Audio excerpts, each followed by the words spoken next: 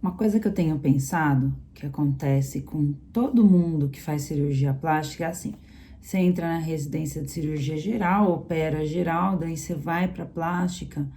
No primeiro ano de residência, você opera um pouco menos, você tem cirurgias menos complexas. Daí você vai para o segundo ano, aumenta um pouco a complexidade, e no último ano, normalmente, você opera muitas cirurgias, né? Geralmente, de uma maneira geral, as residências são assim. No último ano é o ano que você tem mais liberdade de trabalhar e que você acaba tendo um fluxo de cirurgia muito mais intenso, né? E aí, o que acontece quando você forma, presta o título e pronto, se torna um cirurgião plástico? Todo esse movimento cirúrgico, toda essa mão que você pegou durante a residência, você para tudo, né? É até um momento psicológico que eu percebo muito complexo para todo mundo que se forma, porque você vem naquela velocidade, naquele agito, naquela coisa assim corrida, de trabalhar não sei quantas mil horas por dia, e de repente você fica como que desempregado. Essa sensação que eu percebo. E aí fica todo mundo tentando um auxílio aqui, um auxílio ali, mantém os plantões, né?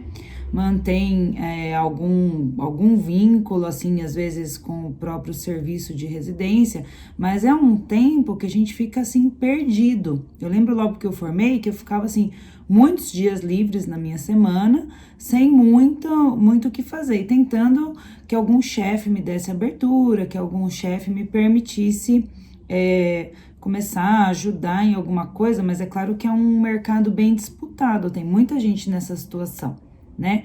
E na época, eu ainda tive um agravante que acontece com muita gente, de eu me formar nova e ter uma cara de mais nova ainda. Então, quando eu ia para o meu consultório, atendia um caso de primeira vez, as pessoas ficavam meio desconfiadas.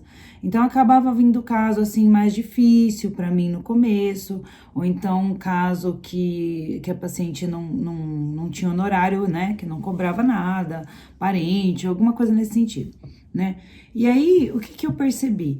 Que eu era mais uma para os meus chefes me colocarem dentro do consultório.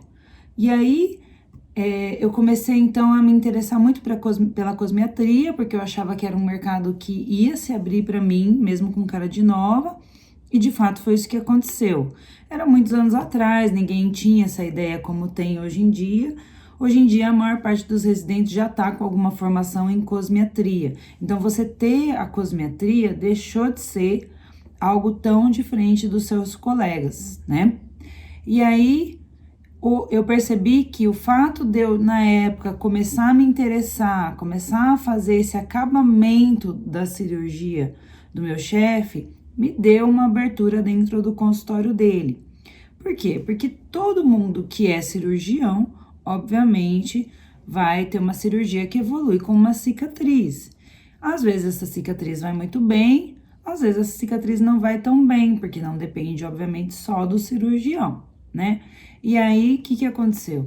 Eu percebi que o fato de eu poder oferecer para o meu chefe a possibilidade de melhorar a cicatriz, de melhorar o acabamento da cirurgia de mama, me deu muita abertura dentro do consultório, da parte cirúrgica. Quer dizer, é mais vantagem você pegar um assistente que inclusive pode fazer o acabamento da sua cirurgia, eventualmente, do que um assistente que não tenha esse diferencial. Então, isso é algo que eu percebo que alguns residentes já perceberam espontaneamente e eles têm me procurado para fazer o treinamento, para ter essa formação no seu arsenal, para eles saírem com um diferencial, porque é um momento muito complicado na vida da gente quando logo que você forma na cirurgia plástica, né?